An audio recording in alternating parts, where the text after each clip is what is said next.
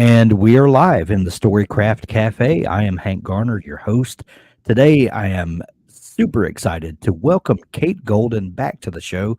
She was with us, I believe it was October. It Good was memory. right around the publication date of the first book of the Sacred Stones series, and that book was A Dawn of Onyx. Today, we're here to talk about the second book, which is A Promise of Peridot, and we have it here on the shelf in Yeah. the advanced reader copy that I got from Kate's wonderful publisher. And this is book two in the series. If you have not listened to the first episode that we put out, go back and listen to it. We'll link it up where you can hear all about Kate's story of going from indie publishing success to then signing a contract with a major publisher and you re-releasing that book, and now two follow-ups. I think last time we talked, the third book, the title had not been released yet, but I think we were just days away. But I think Yes. it has been now. Yes.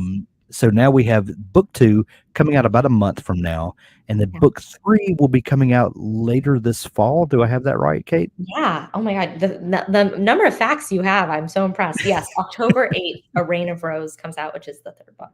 Reign of Rose. Oh, I'm so excited. I'm so excited. Kate, you have taken the publishing world by storm with this book series. How does it, when we talked last time, we were just like a day away. I can't remember if it had just published or was going to publish in another day. Regardless, you hadn't had time to kind of soak in everything and see how it was being received. But I think it's safe to say that you found uh, an expanded readership with the republishing of A Dawn of Onyx. How's it going? How are you feeling? Oh my gosh. It's so grateful. Like crazy grateful. It has been I don't know, when people say, "Oh, it's a whirlwind," I'm like, "What does that mean?" But that is really how it feels. Yeah, It's moved so quickly, that, when A Dawn of Onyx came out in October, I was, just in the final stages, like, proofreading and copy editing this book, A Promise of Peridot, and I was writing the first draft of the third book and promoting, both book it's just been so much so quickly, but I feel really grateful that, yeah, like you said, new people, new readers who had not heard of the indie published version were able to discover this book just in time for the rest of them to come out this year. yeah, And like the response has been so incredible, and the publishing team at Berkeley are made up of my favorite humans in the world. So I feel love really, it. really excited, really grateful. That's great. I had a fun question that I wanted to ask you, and this this may have particular significance to you with the journey that you've just been on or in the middle of. Have you ever gotten a piece of writing or maybe publishing advice? Maybe you want to think of it in that way. That either turned out to be so amazing that you're just so happy you got this piece of advice and you hold it dear to your heart and you cherish it, or a piece of advice that was so terrible Oh, that you're happy you didn't take it, or maybe wish you would not have taken, or ooh, what a good sometimes people question. have one of each. But Okay, that's a really good question. I mean, the best advice that I ever got, I don't even know where I got it. I'm sure it was in some, you know, adage, some book on reading. I feel like it yeah, might have been in Brandon Sanderson's YouTube. I don't know if hmm, I'm sure somebody has you've watched or someone who's been oh on yeah, this podcast talked about it, but he has a whole class that he did at yeah, Brigham Young University on YouTube about writing. But talking about like writing what you love, write the thing that you would read. Don't try to chase the market, but write the thing that you would be most excited to, crack open the book. right, That's the best advice. I stand by that, 100%, because when I wrote this book, when I wrote this series, every time I've had a scene that was giving me pause or struggle, writing the thing that I was most excited about, most passionate about, the book that I would have wanted to read has led me to I think my strongest writing and the scenes or books that people most respond to, and trying to chase something that I thought someone might want, or what the market maybe have told would be telling me, has never served me well. So I would say that's, that's the advice that has worked very well for me, and that I would encourage anybody else who wants to write or wants to pursue, a traditional or indie publishing career to do. Um, Advice that was really wrong or backwards. It's such an interesting question. I wish I had like a killer answer, but I think the closest to it would be, um, I think someone said, "Don't say yes to the first meeting," when I was just starting to meet with agents and just starting to meet with publishers. And they were like, I think this was maybe directed specifically to me, but they were like, "You're excitable. You love everybody. You're just going to get in and be like, it's perfect." Don't do that. Really be shrewd, and make your pros and cons list and sleep on it. And maybe that would be good advice, but it just so happens that the first agent I met with and the first publisher I met with, they were the greatest meetings, and they were the people that I went with. And I would say I put a tally in the column for trust your gut. And if you Yeah. immediately feel that spark, that's rare and special, and follow your heart. Yeah. Yeah. Um, Talking about the first thing that you said about writing what you love and not necessarily chasing the market, you just happen to be lucky that the thing that you wanted to write and that you love happens to be really hot in the market right now. That is You that's know, true. It's That was so lucky, I guess that's yeah, true. maybe that's a bonus. I don't know, but Maybe, yeah. um, That's a very good point. yeah. We talked last time when we talked about how you started um, by planning out the book that you wanted to write, and that I think you were on vacation, and Oh my gosh, your your husband, memory. Yeah. your fiance at the time, I think it was, challenged you because you took a book or a stack of books, and they didn't connect with you. So he said, "Well, write something that you would like to read," and so you took that challenge and you spent your vacation kind of planning out what you would write. Yeah. Now that you have book two finished and it's publishing, book three is, I'm assuming, finished or Yeah. maybe in edits, pretty Yeah. much done. Are you happy that, well, first off, did you plan, in that first stage, did you plan that this would be a three-book series? Could you see that far into the future, or did you think this will be a really great book and maybe somewhere in the planning you decided, "Oh, I need to split this up," or did you say, "There's more to the story I could tell"? Like, when did it go from a book idea to, "Oh, this is a series"? Yeah, that's a good question. I knew when I was, drafting it on that vacation just for myself, or outlining it, that it would be a trilogy, because I just love trilogies. I Yeah, especially when it comes to romantic tension, I'm always interested in, drawing that out, really getting to know the relationship, building, if it's enemies to lovers, enemies to friends, to enemies again, to lovers. Like, I want to just draw it out and yeah, draw it out and draw it out, the slow burn. And I feel like you can do that best over multiple books. And for me, again, going back to writing what you love, I sometimes don't have the patience or the bandwidth for like a multi book series. So trilogy or duology is like, it's tight, it's easy. I know what the read is. So I knew I wanted it to be a trilogy, and I had a pretty good sense of books one and two, because in my mind, I feel like they are kind of two halves of one whole. It's like the end of book one. I not to really spoil it, but at this point, I feel like, whatever, it's out. So I feel like I can say some things, but by the end of book one, they've sort of kind of acted on their romantic attraction to one another, but not enough. We haven't really built that relationship. So books one and two, I had a really good sense of all the beats. Book three, I knew how I wanted the series to end. I knew how it would begin. I knew maybe like two plot points, but I really had to, about halfway through writing the second book, sit down and start thinking about what that was going to look like. And it was harder to do at that point in time, because yeah. obviously I had already, in some ways you paint yourself into a corner, like you set yourself up.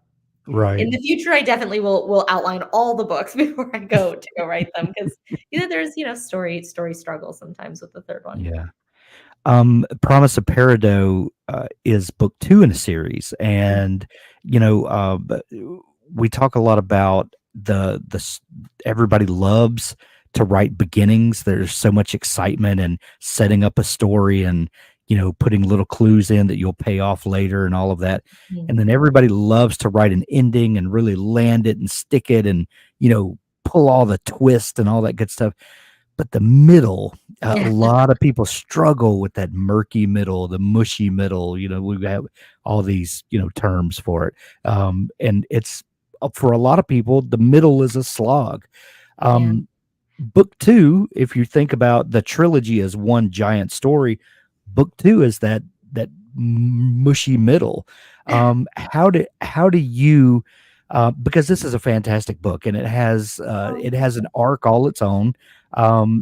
Even though it fits into the greater arc of the trilogy, it is um, it is a standalone story in that Mhm. it has a beginning, middle, and end. And there's excitement, there's resolution, but not too much resolution because you still want book three. There's still things that need to be resolved, Yeah. um, but this book is a story. How do you approach that? And um, you know, while knowing that there's still story to tell in book three, the book two has to serve a particular purpose, but it also needs to be a fun read. And did you think too much about that, or were you just in excitement mode and just plowing through, and then realize, oh, I just did the middle and didn't think about it much?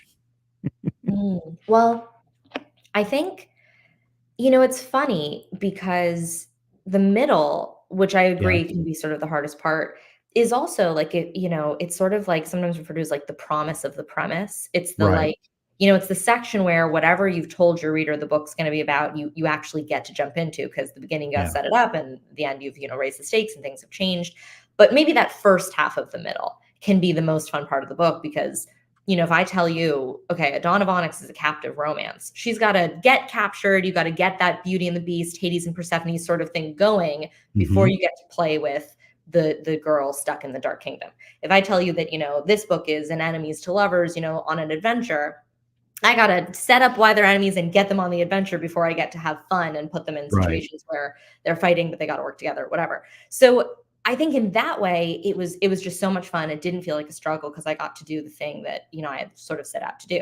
On the other hand, you make a really good point, which is the middle of the entire trilogy is hard. It's hard to maintain the dramatic, the fantasy, and the romantic tension because you're inclined to start resolving things so people don't feel like your book is just going in circles or your series is going in circles. But like you said, if I resolve too much, there's no need for a third book. So I think that was, I'd say maybe like this, the second half of the book took more thought than the first half. It took me longer to outline and longer to work on and more reworking of the chapters and the edit because I just wanted to make sure that it was feeling organic and authentic and true to the characters. Like you said, their arcs were completing in natural ways.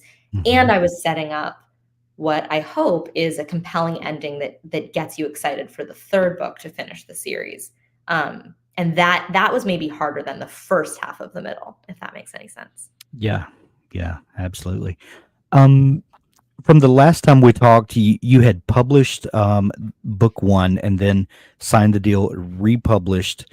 Um, and I think we talked a little bit last time about kind of that moment where when you're writing before you publish and this gift of anonymity that no one knows that you have a book coming out, so there's no expectations, there's no pressure from anyone. You're just doing a thing that you love. You're just writing this book and telling the story to yourself, and then then it finds an audience, and then it finds a major publisher, and then it sells a bajillion copies, and there's another book coming.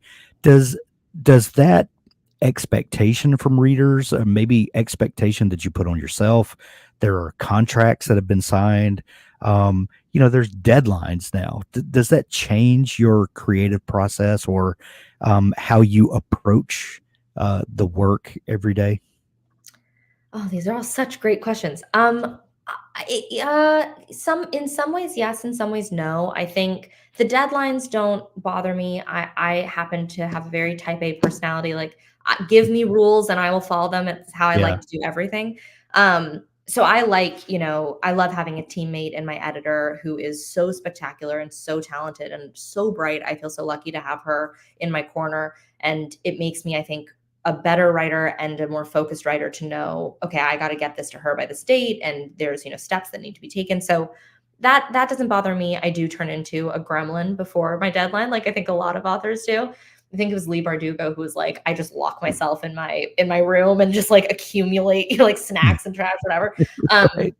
So like, yes, sure, that, maybe that adds a little bit of stress that you have a set time, but that I'm fine with. And the expectations from the reader is, it's such a blessing. Like, I feel unbelievably grateful every time I have, a DM or an email or a comment on an Instagram or TikTok saying, we can't wait, and when's the next one? It's like, or they have a theory. I feel so excited to communicate with readers. Anybody who interacts with me on Instagram knows, like, I'll answer anybody. I'll talk through theories. I'll post your stuff. I feel excited all the time that anybody is reading the book. The only thing that I would say is harder outside of the anonymity is, when you're just writing it for yourself, there is no pressure on the success of the book. And Mhm. you can just write the story. And if you're happy with the story, that's sort of all you need. And I think the outside factors, like the pressure to post on social media a lot, to make sure you're marketing your book all the time, to, you know, I think like I think some of the pressure to get the book out there and to market it and to treat it like a commodity can take Mhm. away from the creative joy. When you're talking to one reader who loved it and or hated it or whatever and wants to talk to you about it or something, any kind of passion, that's the Right. best. But when you're like, "Go buy my book, it's da da da," it's like that, I feel like can be, sometimes a little bit soul sucking because 'cause you're like, "Ugh, I don't know." It's like it can be hard to sort of, I think, treat it like a business, and it is absolutely a business. I have Yeah. to make money for my publisher. So Right. I think that part can just feel stressful. It can put pressure. You're like, I don't just want this to be good so readers like it and I like it. I want this to be good because it's a product that has to be sold. And I think Right. that can sometimes weigh on me a little bit, but I'm lucky to have made a lot of wonderful author friends who I think have been doing this longer than me, who have given me a lot of good advice when it comes to making sure that your craft still feels like a craft and a hobby and something you love, and also a job, if you will. Yeah. When fantasy literature really started blowing up and kind of crawling out of the Tolkien, um, you know, uh, kind of world, in the first, uh, I'm trying to say this without being, um, I'm just going to say it. Say it. There, This there, is there- safe yeah, there space. there are stereotypes, let's just say, of the typical fantasy reader, Mhm. back in the day, in the 80s, 90s, mostly kind of guys who would play Dungeons and Dragons, probably had Lord of the Rings statues on their shelf, Yeah. those kind of folks. And this new fantasy romance kind of mixture is having a moment right Mhm. now. There's big books in the genre that are selling like wildfire, and it's Mhm. finding all new audiences. And we've said forever that no matter what genre you're reading, you really should read widely, because Yeah. there's things from other genres that you could pull into your writing that would make your characters so much better. Every character can't be a ranger who's out saving the day. Mhm. There's Mhm. going to be some romance in life. There's going to be relationships that happen. There's going to be mystery. There's going to be, and all of these things that you could learn from other genres would make your book so much better, so much real, your characters more realized. And we're finally starting to see some of that. And this kind of romance and fantasy, or romantasy, or that there's all kind of little terms people have come up with, is really having a moment right now. What do you think about that? About how fantasy is expanding, and pushing the boundaries of what you can write in a story, and because of that, bringing in all sorts of new readers who love fantasy stories, who love these fantastical places and these larger than life characters, but really wanted to see some more depth to these characters and Mhm. things that we're finally seeing now. What do you think about the fantasy genre and how you and a lot of your contemporary authors are kind of pushing the envelope a little bit? Yeah, it has been a really interesting, as you know, as just a reader, it's been such an interesting time in the fantasy space. I was always a big fantasy reader, but actually was not a big romance reader until like college, later in college. I read Twilight like all other middle school girls my age, but Right. I only kind of mostly in the pandemic actually got into fantasy romance as like a combo through Sarah Maas, as I think a lot of people did with the success of A Right. Court of Thorns and Roses. Then they went back and read Throne of Glass. Then they sort of expanded from there. I think it's interesting. Actually, my literary agent said this to me about a week or so ago, and I've been thinking about it a lot. I think that it's in some ways it's sort of like the resurgence of what had been really popular in YA maybe like a decade or even a little bit longer Mhm. ago. There was like a period of time where it was like Hunger Games, Divergent, The Selection, Matched, like all of those dystopian, strong female lead. There was like some kind of romantic through line, but it was not like the heart of the story. Challenges, quests, war, battle of good versus evil, but really for like a young female reader POV, because of what you said, that like most fantasy, readers, Game of Thrones readers, Lord of the Rings, Brandon Sanderson, it was Kingkiller Chronicle, like that was a predominantly Mhm. male audience. And so this was sort of the answer to that for, younger female readers. And I think then, like anything, it's like studying, what movies are successful, and looking at sort of theater statistics that changing over the years. I think it was like then the space blew up so much that it became so crowded that, and the readership got older, and it sort of there was a shift. And Mhm. now it's sort of like those same readers are finding Fourth Wing, people who had loved, Hunger Games or whatever, Serpent and the Wings of Right. Night, and it's sort of bringing back that same readership.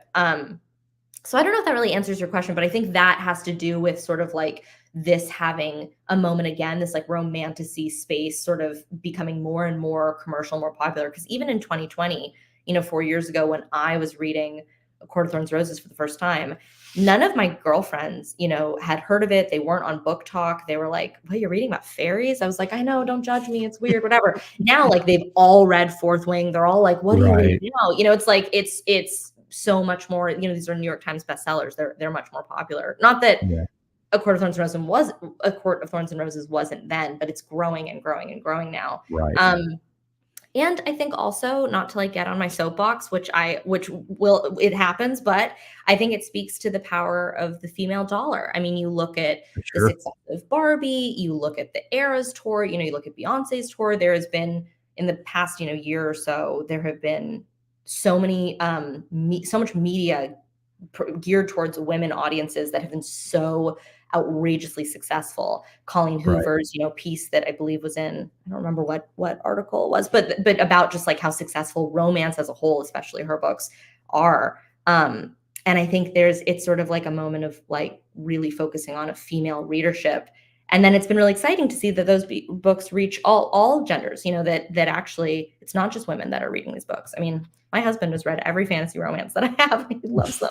So, I think it's been an exciting moment to like watch the genre grow, and I hope that it continues because it's what I love to read and what I love to write. So I hope it sticks That's around. great. I'm here for it. I hope it continues to expand, and I hope that stories that we tell, um, you know, take in all of Yeah. human experience, because that's Yeah. what we go to books for, is to Yeah. experience it all. Anyway. Well, what you were saying also about like the genre blending, I think Yeah. is really exciting to people. Maybe because now there's so much content and you can literally at home on your couch, switch from the book on your Kindle to the physical book to the episode on Peacock to the thing that's streaming on Netflix, whatever. Right. There's so much content that I think maybe it's exciting to be able to feel like I can get my romance and my fantasy in this. This will have mystery. This will have comedy. This will be, I think people want more and more and more. They're more voracious for storytelling and for media and for Right. content in general. So it's exciting to get something and know that it's going to be a hodgepodge and not sort of like one specific thing that is going to check certain boxes. They want to be surprised. Yeah. Well, speaking of that, I believe you told me last time that when you first started thinking about this series, that you had a plot idea first, and then characters came later.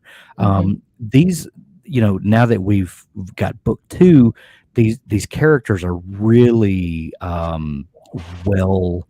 Um, they've taken on lives of their own, and it's almost hard to believe that these characters didn't come first for you. It feels like these were characters that had just lived in your head, and you were just looking for a way to bring them to life.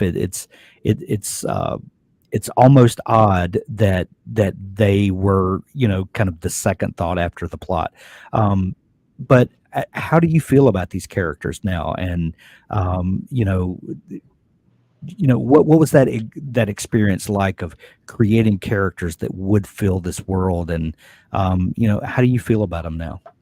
Yeah, it's so funny because I agree. I mean, now I think I say this in my acknowledgments of the last book that like they honestly feel so real to me that it's like I don't even like to read their sex scenes, even though I wrote them. I'm like, this is inappropriate. Like these feel like children. Like there is, I know how crazy that sounds, but there is, you spend so much time, especially with the trilogy, like in the heads of these people, they start to feel really real to you. And so three-dimensional and flawed, and you have their sense of humor, and especially when you're writing two perspectives, you're like, he would say this, she would never say that. Like you know them, like they're real people, like in your friend group or in your life. um yeah, when I think probably like a very, very first draft of a Dawn of Onyx would read so differently from what is out now, what you can read, because it was very amateur writing, having never, taken any writing courses or written Mm, anything in my life before. It was really plot leading character where I thought, I love when this happens. So I'm going to just make this happen and my characters will show up. And then after drafts and drafts and drafts and drafts and working on it, hopefully that changed. And I think you can see that change even more in the second book, because with the first book, it really was an exercise in like, this is a story that I would want to read. These are the things that happen in the books that I love. And now I have to fill these characters in that will make this organic. And of course, that changes over the drafting process. But in the second right. book, Promise of Peridot, I know these people like the back of my hand. And the book, the outline came from, who are these characters? What are they grappling with? What are their emotional and mental and physical journeys that they need to go on? And then you tell that story and there's your plot. It's like the characters really are leading. And whenever there were moments where I'm like, man, I don't know what happens next, it's almost a huge relief, because you're like, I'll literally just ask my characters. You think to yourself, like, what would she do in this moment? And there's your answer. And there's a huge amount of relief in that than trying to shoehorn them into a Right. scene that you want to happen. I'm not saying it's that easy all the time, obviously, but sometimes that's how it feels. So I think now in the second book and in the third book, you can feel it even more that, as you've gotten to know these characters, so have I, and they become more themselves. And that drives the story, I think, into an even more interesting direction. Having finished book three now that we'll see later this fall, um, did the story kind of stick to your original plan you had, or as Tolkien said, did it grow in the telling? Oh yeah, it did not stick to. I actually went back just for fun and read the outline that I sent my editor and was like, Yeah. "What was that book? That's a totally different book than the thing that I wrote." Um, yeah, it changed quite a bit, and all for the better, I think. Yeah, the characters definitely grew in certain ways that led to kind of left turns I hadn't been expecting, that I think only enriched the story and made it more fun. There were also things, I mean, like characters that I thought would have a certain ending, and as I wrote it, I'm like, this makes no sense. Now that I've written, it's the longest book, it's I think the darkest book. now that I've written all this stuff, I'm like, I can't end it like that. I have to make these changes. Some that I think are more tragic than I had planned, and some that I think are a little happier than I had planned. So there was a lot in the ending specifically that changed once I had gotten to the end of the book, writing it. Yeah, yeah. Speaking of the characters that we were talking about a minute ago, in a lot of classic fantasy, we see these characters that are just kind of archetypes. The kind of two-dimensional cardboard cutouts of, you know, guys that save the day, and evil wizards and things like that. And your characters are um so human, so multifaceted, because you're not afraid to show us not only their noble qualities, but also their anxieties, their hangups, their the things that scare them. How do you feel about portraying a whole character and bringing all of that to the story? Thank you for saying that. That's so kind. It is a little scary sometimes because, again, kind of going back to your earlier question about like the pressure of now, readership and these books being seen by the world. You have to sort of have faith that your readers will be in it for the journey, and they'll know that, as your characters make mistakes and come to the wrong conclusions or act selfishly or naively or impulsively, that they're going to learn, that they're going to grow, that they'll have to grapple with their mistakes. Um, and you hope that people aren't like, "Wow, that's stupid," and they put the book down on that page where somebody makes a Yeah, mistake, whatever. And you have to sort of assume that's going to happen sometimes because such as publishing your books. But overall, despite sometimes worrying that I'm painting these characters that I love negatively, I think it's really important to be honest. And when I think about my all-time favorite characters in all, books, film, television, even real life people that I admire and love so much and aspire to be like, they're all incredibly flawed. I think I can't yeah. think of anybody that is a really spectacular fictional character that doesn't have some incredible flaw that they either overcome or they don't. And I hope to, be writing characters like that. That's what I'm striving to do. It's what makes them interesting and human and authentic and readable. Um, and I think especially when it comes, man, I really am on my soapbox today, but especially when it comes to female characters, because you get that so much less often. I'm sure you've heard the term Mary Sue. Like, there's Oh always yeah. the thing about the female character that's like the manic pixie dream girl. It's like there's so many buckets that these characters can fall into, and almost those names in themselves become misogynistic. So it's like I would like to wipe the slate clean and just write a really authentic character. And of course, she's gonna have all kinds of issues because she's human. Um, but I think at the end of the day, it's a refreshing and enjoyable practice, because I think it would be a lot harder to try to write somebody that didn't I couldn't see myself in because they were so heroic or brave or perfect. That doesn't sound very fun to read or to write. Right.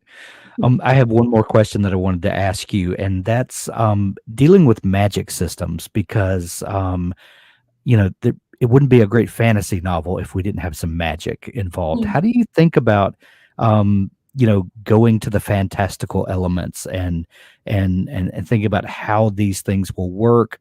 Do you get hung up on the rules of and the mechanics of things, or um, what's your personal thoughts on bringing those elements into a story? Yeah, I like to start my magic systems like as close to, this is also something that Brandon Sanderson talks about a lot, but like base it off of some kind of real life. Like if you're going to write about, what serves as a religion in your book, looking at studying a certain religion in a certain community or culture or part of the world. If you're going to talk about an army or, a political, caste system or strata or whatever, looking at history or looking at certain regions, I think trying to root it as much in authentic real life examples. It's the best place, at least for me, to start, because maybe it speaks to my lack of creativity, but it makes it easier to just make sure that these things are feeling authentic. And I think also to look at the ripple effect, like what specific religion is most widely practiced in any given country or city or area affects what food is sold in most markets. It's like there's always, the texture of it goes into everything, and so trying to think about that can obviously get really big and overwhelming. So I like to keep it as small and as simple as possible. I definitely don't tout myself as like a major world builder, but I get like I'll have a nugget to start with, like, okay, these people worship stones in place of, gods or deities, or, these certain, witches pull from lineage, but fae pull from, like an internal sort of earth-based light source. And I try to just keep it simple, and then I'll build from that. But I definitely have a problem. I'll make things harder for myself, and my editor will have to be like, you take these 3 rules out, you make your whole life easier. And that's something that I have to check myself with sometimes, because I'll get too excited, I get too many ideas, and then I end up in a situation where it's like, well, that doesn't work because this rule that you set up 3 books ago, so it's a journey. The world building is maybe the hardest part for me, that and the action scenes for sure. That type A personality manifesting in places you never thought. Yeah. Exactly. Oh my God, exactly. Yeah. Right. Well, Promise of Peridot publishes on April 9th, and that's just over a month from today. If you're listening, we're going to put links in the show notes where you can pre-order it from Amazon, also from Audible. The audiobook for book 1 was amazing. Oh, good. They did such a good Yes, job. they did such a great job. So I know book 2 is going to be fantastic as well. Go ahead and get your pre-order in, or if you've got a great local bookstore, go pre-order it from them as well. Support local books. Yeah. Promise of Peridot coming up very soon. Kate Golden, this has been so much fun chatting again. I know you've got a fantastic website where you, kind of collect news and things like that. Where is that the best place for people to follow along online, or are there other places? Yeah, I think I'm most active on Instagram these Okay. days. You can find me at Kate Golden Author. I You can also follow, or you can sign up there or on my website for my newsletter, where I send out one thing a month. I won't crowd your inbox, and there's usually like fun goodies in there, teasers, fan art, all kinds of fun stuff, that a lot of things that you'll only get from the newsletter that I don't post everywhere. And then you can also find me on TikTok. If you're on TikTok, Kate Golden Author, or yes, my website, which is Kate Golden Books. And then I also want to shout out, there's a great Facebook group. I'm actually not a part of it, but they post all kinds of stuff. And sometimes I'll just, I'll reach out to the admins and we'll do special giveaways for people that are on there. Yeah. So that's the Kate Golden Fan Club, which is also linked both on my website and on the link in bio and my Instagram. Nice. All right. We'll link all that up in the show notes to make it easy for folks to find you. Kate, thank you so much for taking time to come back on the show. Thank you for having me back again. This is so much fun every time. Thank you for the Well, questions. and we've got to chat again in the fall when book 3 Yes. comes out. Yes. Oh man, that'll be very exciting. Absolutely.